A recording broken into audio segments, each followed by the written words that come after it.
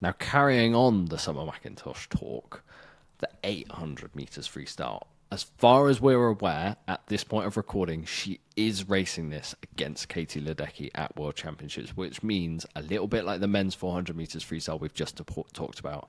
We're going to get a monumental head-to-head, and one of them has already broken that world record this year. And Summer hasn't raced next to Ledecky for a while, since heading into last Olympics, and that was in season. Now they're both rested. Now Summer's got very close to Ledecky's world record. I'm not sure I can call who's going to get this world record, but a head-to-head of that caliber, for me, screams is going. I just can't remember a time when Ledecky was actually challenged in the 8 or the 15. Like, this is going to be the first time in probably in her entire career. I'm honestly trying to remember when anyone was within 10 seconds of her When she in the beat 800. Adlington in London, but no, she was by herself She was then. like 15, 16 then. It's ridiculous, like how dominant she's been. And now you've got some McIntosh who could potentially go and beat her and actually take the world record from her, which is mind-blowing. I know she was beaten by a second and actually world record pace. We said on the bonus podcast talking about Summer that she was actually on world record pace up until that final 50 when Ledecky, I don't know, had the jets on her feet to go through and take out a second out of McIntosh. But now ultimately. they're next to each other.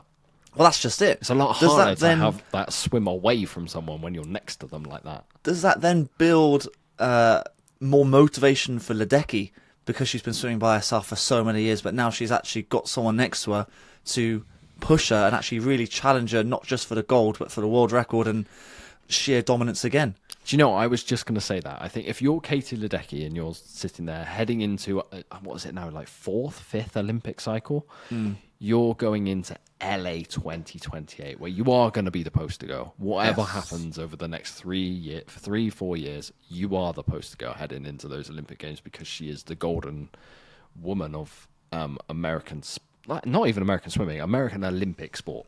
I would say so, yeah. Absolutely the GOAT right now. And what better time to have competition and push yourself to your best? I think there's absolutely no chance in the world that she gets complacent over the next... Not that Katie Ledecky has ever got complacent. No. But over the past, 18 months, we've seen a renewed Ledecky, I would say. Yes, and maybe the change to gaiters has really helped that. Maybe the Stanford work behind her is now starting to take an effect, because she's done a lot of volume there, obviously. And maybe it is just the challenge of McIntosh coming through that has made her think, I've really got to up my game and find another level. Because we talk about Summer McIntosh, and she is going to new heights, new levels, especially on that 400 free, which I think was absolutely stunning. And if she were to have broken that 800 free, then maybe that would be even better than the 400 free world record that she hit. Exactly. All of those swims she did in Canadian trials were outstanding. Will she challenge? I honestly think that Ledecky's got she's got a task in her hand. How would you race it if you're Ledecky?